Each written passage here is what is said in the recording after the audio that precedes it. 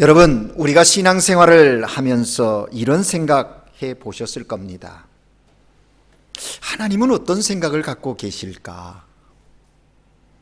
하나님은 나에 대해서, 우리의 가정에 대해서, 그리고 이 문제에 대해서 어떤 생각을 가지고 계실까? 한 번도 안 해보셨습니까? 늘 하십니까? 저는 내 문제는 내 생각에 의해서 내 방법대로 행합니다. 그렇게 말하십니까? 그리스도인이 아닙니다. 적어도 그리스도인이라면 이런 생각 갖게 될 겁니다. 하나님은 도대체 나를 향해서 어떤 생각을 가지고 계시는가? 하나님은 나를 알고 계실까? 하나님은 내가 하려는 일을 알고 계실까? 하나님은 정말 지금 내가 처한 현실을 알고 계실까? 내가 얼마나 힘들고 내가 얼마나 아파하는지 하나님은 정말 아시는 걸까? 그런 마음 가져보지 않으셨습니까? 그런 마음을 가질 때 하나님이 내가 여기 있다 그러고 탁 보여주시면 좋겠는데 눈에 보여지지 않습니다. 침묵하시는 것 같습니다. 하나님은 어딘가 숨어 계시는, 나와 숨바꼭질 하는 듯한 그런 느낌을 받을 때 있습니다. 어떻습니까, 여러분? 하나님이 여러분을 향하여 어떤 생각을 가지고 있는지 확신 속에 있습니까? 성경은 그런 질문에 대하여서 아주 분명하게 우리에게 응답해 주고 계십니다. 내가 너와 함께 한다. 이 한마디 속에 그 응답이 다 들어있는 겁니다. 이사야 41장 8절에서 10절에 보면 나의 종 너 이스라엘아, 내가 택한 야곱아, 나의 벗 아브라함의 자손아, 그렇게 부르고요. 그 부름은 단순히 이스라엘 백성들을 향한 부름만이 아니라 오늘을 살아가는 저와 여러분을 향하여서 동일한 마음으로 나의 종, 나의 택한, 나의 벗 하면서 우리 각자의 이름을 부르고 말씀하십니다. 내가 땅끝에서부터 너를 붙들며 땅 모퉁이에서부터 너를 부르고 내게 이르기를 너는 나의 종이라. 내가 너를 택하고 싫어하여 버리지 아니하였노라. 두려워 말라. 내가 너와 함께함이라. 놀라지 말라. 나는 내 하나님이 됨이라. 내가 너를 굳세게 하리라. 참으로 너를 도와주리라. 참으로 나의 의로운 오른손으로 너를 붙들리라 말씀하십니다. 이제 확신이 가십니까? 늘 내가 너를 생각하고 있다. 이게 주님의 응답입니다.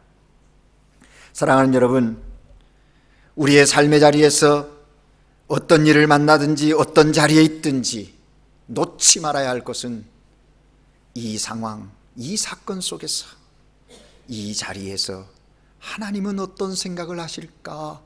그래서 하나님의 생각과 내 생각이 하나 되어질 때 거기에 그리스도인의 삶의 능력이 나타나는 것이고 하나님의 영광이 선포되어지는 것이고 하나님 나를 향한 뜻이 그 자리에서 이루어지게 되는 것입니다. 이런 면에서 본다고 하면 우리가 신앙생활을 하면서 하나님의 생각을 올바로 아는 것, 그것이 얼마나 중요한 것인가 하는 것을 깨닫게 되는 겁니다. 하나님은 오늘 이사야 선지자를 통하여 우리에게 말씀하십니다. 내 생각은, 하나님 스스로 말씀하세요. 하나님의 생각이 뭔지를 우리에게 말씀해 주고 싶어 하시는 하나님의 마음을 이사야 선지자를 통해서 우리에게 말씀하고 계신다 하는 것입니다. 오늘 우리가 읽은 이사야 55장의 말씀은요, 이사야의 제2 이사야의 말씀의 결론에 해당하는 부분입니다. 신학자들은 이사야서가 1장에서 66장까지 되었는데 이사야서를 세 부분으로 나누기도 합니다. 제1 이사야 해가지고 1장에서 39장, 그리고 제2 이사야는 40장에서 55장, 제3 이사야는 55장에서 66장으로 나눕니다. 이렇게 나누는 것은 이스라엘이 시대적으로 포로 생활하는 그 생활의 형편을 따라 나누는 분류법입니다. 제1 이사야 시기는 아수르의 침략의 시기요, 제2 이사야는 바벨론 포로 시대에 있었던 상황이요, 제3 이사야는 예루살렘으로 귀환하는 그 시점에 대한 상황을 기록하고 있다는 겁니다. 또 어떤 성경학자들은 이사야 66장이 성경 신구약 66권과 같다고 하는 겁니다. 그래서 두 부분으로 나누지요. 1장에서부터 39장을 구약의 내용으로, 그래서 이스라엘의 범죄한 것들에 대해서 책망하고 우상 섬김과 이러한 것들에 대하여서 하나님께서 심판하시는 내용이 1장에서 39장까지, 그리고 40장에서 66장 신약의 27권 위로와 소망을 전하는 메시지로 구성되어졌다고 이야기를 합니다. 어찌됐든 이사야서는 이스라엘의 포로 기간 400년이라는 시간에 거쳐서 형성되어진 그런 내용이다라고 추측을 합니다. 제2 이사야서 40장에서 55장까지 있는 이 내용은 예루살렘 파괴되던 주전 587년부터 바벨론 제국이 붕괴하는 539년까지의 역사를 다루고 있는 내용입니다. 선지자 이사야는 바벨론의 포로로 끌려간 하나님의 백성들에게 하나님의 생각이 어떠함을 증거해 주고 있는데, 그 하나님의 생각은 심판이 아니고 구원이라고 선포합니다. 포로 생활이 아니라 해방이요 소망이라고 선포하고 있습니다. 포로 생활을 하던 이스라엘 백성들은 선지자의 말을 듣고, 그러냐고, 내가 생각하기에는, 우리들이 생각하기에는 하나님이 우리의 죄 때문에 심판하시고 우리를 포로로 내치셔서 이렇게 고통 가운데 있게 했다고 생각하고 있나, 그래서 죄 때문에 심판받는 그것에 대한 자책감과 또 죄책감에 시달리면서 절망하고 있는데, 지금 하나님의 사람 이사야를 통해서 선포되어지는 하나님의 생각은 그것이 아니라는 사실에 대하여 놀라는 겁니다. 구원이다, 위로와 소망의 메시지를 전하는 이사야의 음성을 들으면서 저들이 하나님을 다시 생각하게 되어졌다라는 겁니다. 그래서 제2 이사야가 시작되어지는 이사야 40장의 첫 시작이 이렇게 되어지고 있습니다. 너희는 위로하여라, 나의 백성을 위로하여라, 너희의 하나님 여호와의 말씀이니라, 그렇게 말씀. 선지자 이사야는 하나님의 말씀을 전하면서 하나님의 백성들에게 위로를 전합니다. 그리고 소망을 선포합니다. 이스라엘 백성이 믿는 하나님은 다른 이방신들처럼 그런 분이 아니시다. 하나님은 위대하신 분이시다, 크신 분이시다 라고 하는 것을 저들에게 선포하고 있다 하는 겁니다. 뿐만 아니라 너희의 생각과는 다른 하나님의 생각, 이것을 알아달라고 외치고 있는 겁니다. 그래서 오늘 본문 8절 9절 말씀이 이거지요. 여호와의 말씀에 내 생각은 너희의 생각과 다르며 내 길은 너희의 길과 달라서 하늘이 땅보다 높음같이 내 길은 너희 길보다 높으며 내 생각은 너희 생각보다 높다 말씀하십니다. 여러분, 그러므로 우리는 하나님의 생각이 나의 생각보다 높음을 알아야 합니다. 하나님의 생각이 나의 생각보다 더 깊으심을 알아야 합니다. 이것이 우리의 신앙의 생활에 얼마나 중요한지 몰라요. 그런데 우리가 신앙생활하면서 늘 부딪히지요. 하나님의 생각과 나의 생각. 왜 그런 갈등이 있는가? 하나님의 위대하심을 고백하지 못하기 때문에, 믿지 않기 때문에, 하나님의 신실하심을 신뢰하지 않기 때문에 그런 결과를 낳는 것입니다. 하나님이 나를 사랑하시는 그 사랑하심을 안다면 우리는 이 사실을 인정하면서 살아갈 수 있다는 것이요. 여러분, 오늘날 과학의 발전은 정말 놀랍습니다.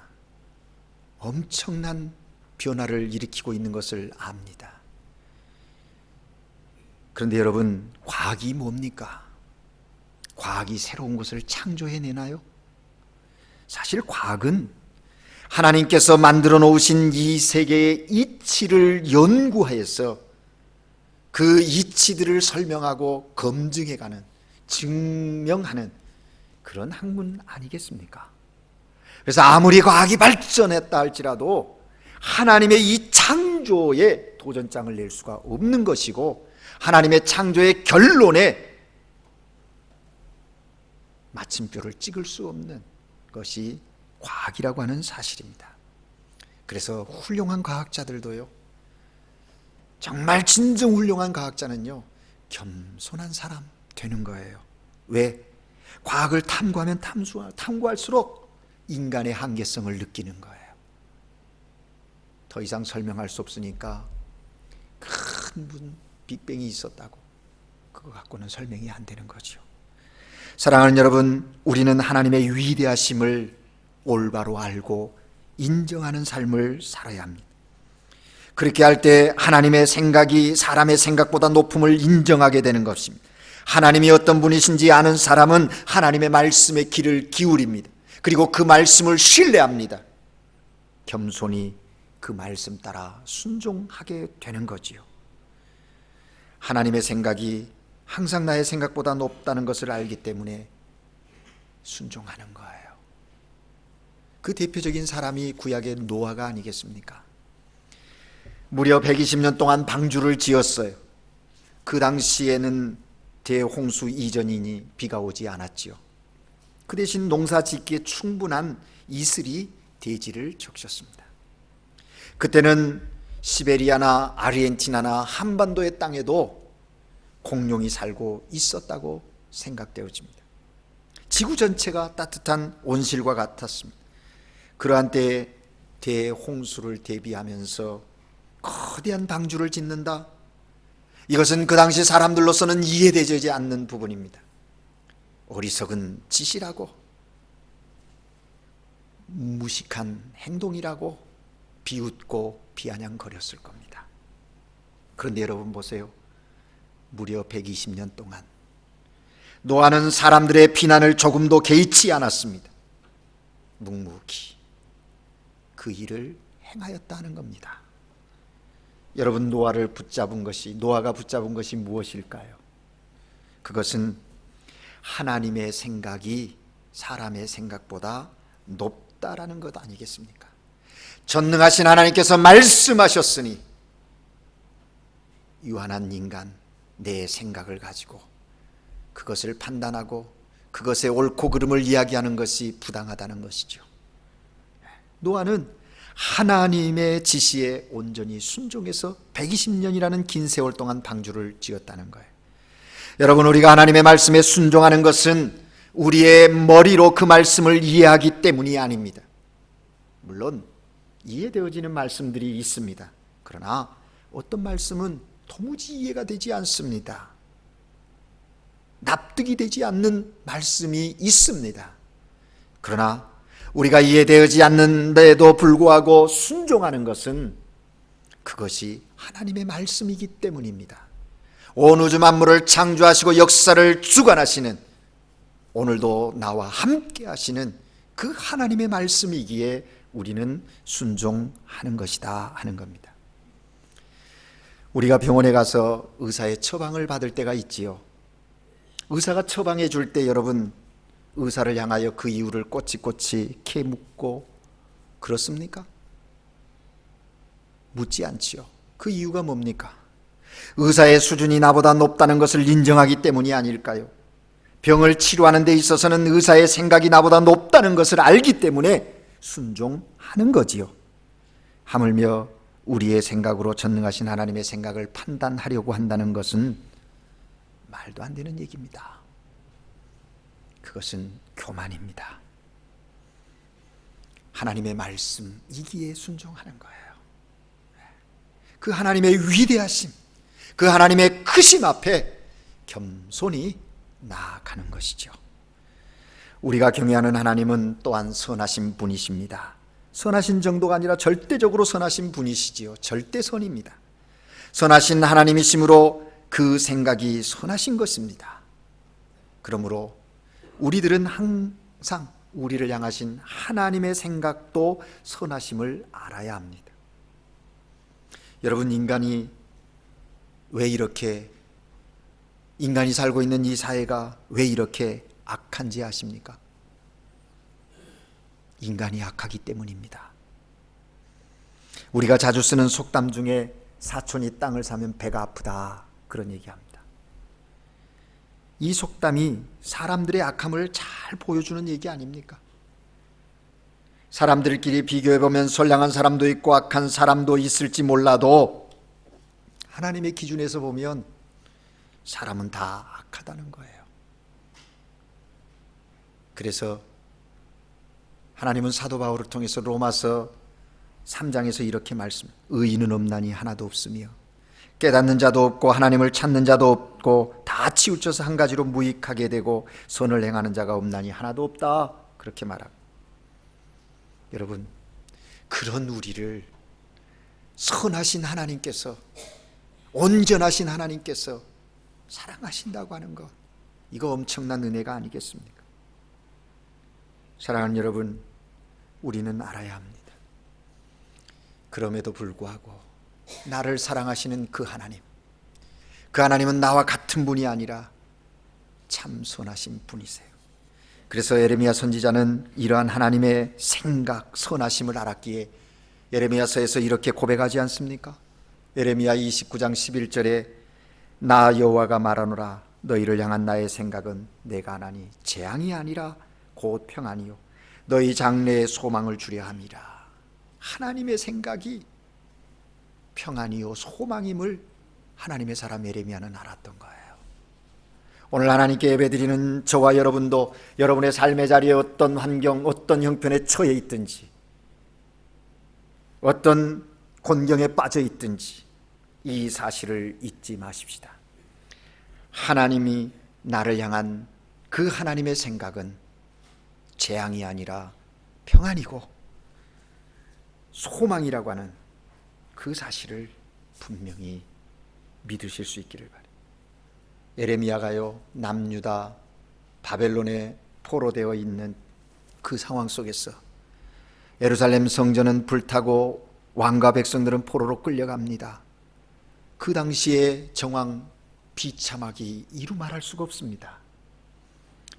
그런 때에 그 예레미야의 마음 가운데 얼마나 고통이 심하였던지 그는 눈물을 흘립니다. 그래서 예레미야의 별명이 눈물의 선지자 아닙니까? 그 예레미야 애가서에 보면 그때의 마음을 그는 이렇게 표현하고 있습니다. 내가 고초와 재난 곧 쑥과 담즙을 기억하소서. 내 심령이 그것을 기억하고 낙심이 됩니다. 그렇게 고백해요. 얼마나 힘들고 어려우면 내 고초와 재난, 쑥과 담즙을 기억해달라고 하나님을 향하여 호소하고 있는 겁니까? 그런 자신의 상황을 느끼며 호소하던 에레미야가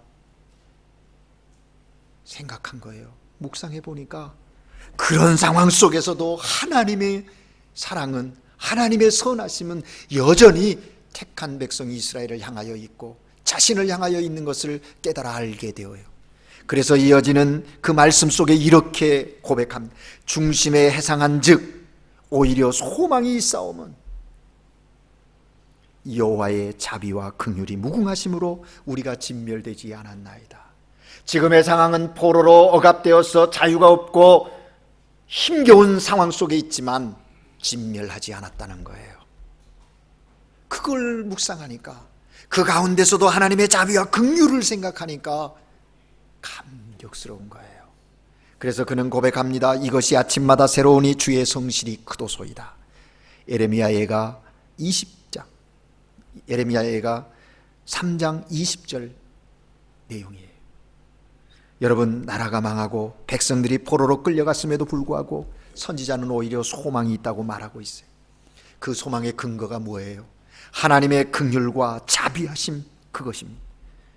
절망적인 상황에서 선지자는 선하신 하나님께 소망을 두었습니다. 그렇습니다, 여러분. 어떤 경우에도 여러분들을 향하신 하나님의 생각은 선하심을 믿으실 수 있기를 바랍니다. 절망하지 마십시오. 낙담하지 마십시오. 두려워하지 마십시오. 하나님은 그 상황 속에서, 그 사건 속에서 오늘도 일하고 계시는 거예요.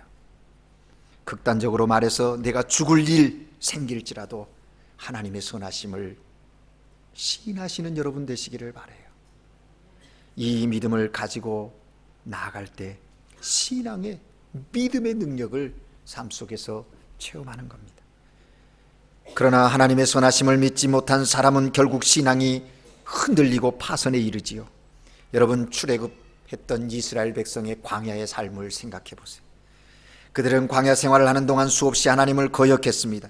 그들은 무슨 어려운 일을 만날 때마다 하나님을 원망했습니다. 양식이 떨어지자 모세와 아론을 향하여 원망하지요. 우리가 애굽 땅에서 고기 가마 곁에 앉았을 때와 떡을 배불리 먹던 때에 여호와의 손에 죽었더라면 좋았을 것을. 너희가 이 광야로 우리를 인도하여 내어 이 온 회중으로 줄여 죽게 하는구나. 저들이 애굽을 나올 때 모세 혼자의 이야기를 듣고 나왔습니까? 하나님이 저들 가운데 확신을 보여줬고 저들 속에 약속하셨고, 그래서 그들도 역시 하나님을 신뢰하는 믿음 속에서 출발하지 않았습니까? 그런데 그 믿음은 어디 가고 삶의 환경 속에 보이는 것에 현실 앞에 낙심하고 좌절해서 모세를 원망하고 하나님을 원망하는 그런 죄를 범하고 있지 않습니까? 마실 물이 없을 때도 그들은 모세를 향하여 원망한, 당신이 어찌하여 우리를 애굽에서 인도하여 내어서 우리와 우리 자녀와 우리 생축을 목말라 죽게 하느냐. 모세를 향하여 원망한 것이 아니라 모세를 부른 하나님을 향하여 원망하는 이스라엘 백성들의 모습을 봐요. 여러분, 이스라엘 백성이 이처럼 사사건건 감사할 줄 모르고 하나님과 모세를 향하여 원망하고 불평한 이유가 어디 있는가? 그것은 한 가지, 그들이 하나님의 선하심을 믿지 못하기 때문입니다. 자기들을 향한 하나님의 생각이 무엇인지를 알지 못하기에 이런 불평과 원망 속에서 힘겨운 인생의 삶을, 광야의 길을 걸어가게 되었다 하는 것입니다. 하나님의 선하심을 믿지 못하니까 매사가 불안하고요. 결국 하나님을 믿지 못하고 원망하는 그들이 어떻게 됐습니까? 광야에서 다 죽었어요. 애굽을 나온 1세대들은 다 죽고 여호수아와 갈렙만이 하나님의 약속한 가나안 땅에 들어가고, 광야에서 태어난 2세대들이 하나님의 약속의 땅 가나안으로 들어갔다라는 거예요. 이러한 사건을 볼 때 하나님의 선하심을 믿는 신앙, 이것이 얼마나 중요한가 우리는 알게 되는 겁니다. 여러분, 하나님의 선하심의 극치가 어디에 나타났습니까? 그것은 예수 그리스도 십자가와 부활의 사건이에요. 하나님의 선하심, 우리를 향한 하나님의 선하신 생각, 그것의 극치의 결과는 십자가의 사건이, 독생자를 세상에 보내셔서 세상을 심판한 것이 아니라 세상을 구원하시고자 하시는 하나님의 선하심. 그래서 예수님은 친히 말씀하셨습니다. 내가 온 것은 양으로 생명을 얻게 하고 더 풍성하게 하려 함이라. 그 오신 주님을 구세주로 영접한 자들, 하나님의 선하심 속에 그러한 삶을 살 수밖에 없는데 그렇게 살지 못하는 것은 나에게 원인이 있음을 알아야 합니다. 그러므로 우리는 날마다 하나님의 선하심을 인정하며 살아야 돼요. 하나님의 그 사랑하심, 거기에 붙들려 사는 거예요. 우리를 향한 하나님의 생각, 우리를 향한 하나님의 그 계획하심, 그것은 참으로 놀라운 거예요. 그것은 현재뿐만 아니라 미래에 관한 계획까지도, 이 땅의 삶뿐만 아니라 영원한 천국 하나님의 나라의 삶에 관해서도 선하신 생각을 갖고 계신다는, 육신의 생활뿐만 아니라 영적인 생활도 마찬가지입니다. 그러므로 우리는 하나님의 생각을 아는 일에 힘써야 합니다. 하나님의 생각을 아는 일에 힘써야 해요. 여기 하나님의 생각을 안다 하면 곧 하나님의 뜻을 아는 것을 의미하는 거예요. 나를 향하신 하나님의 뜻, 우리 가정을 향하신 하나님의 뜻, 우리 공동체를 향한 하나님의 뜻과 계획을 아는 것, 그것이 하나님의 생각을 아는 거예요. 그러면 우리가 하나님의 생각을 알려면 어떻게 해야 할까요? 하나님은 이사야 선지자를 통하여 우리에게 말씀하십니다. 자기 생각을 내려놔라. 자기 생각을 버려라 말씀하시. 그리고 하나님의 생각을 가지라고 말씀하세요. 하나님의 생각을 깨달으라고 말씀하세요. 그 깨닫기 위해서 구체적으로 우리에게 4가지 요구를 하십니다. 6절 7절 말씀의 동사를 주목해 보십시오. 찾으라, 부르라, 그리고 돌아오라, 나오라. 이것이 방법이에요. 찾으라고 말씀하십니다. 너희는 여호와를 만날 만한 때에 찾으라. 너희가 전심으로 나를 찾고 찾으면 나를 만나리라. 삶의 자리에서 여호와를 찾는 거예요.